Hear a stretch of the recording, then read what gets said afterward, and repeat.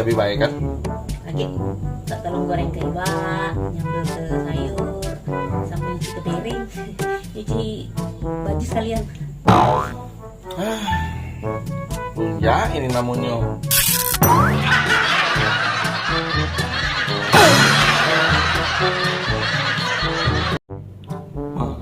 Ngapa namanya? Dalam hidup papa tuh gak katik mantan yang terindah mah. Gak katik membekas di hati papa. Cuma mama nih lah.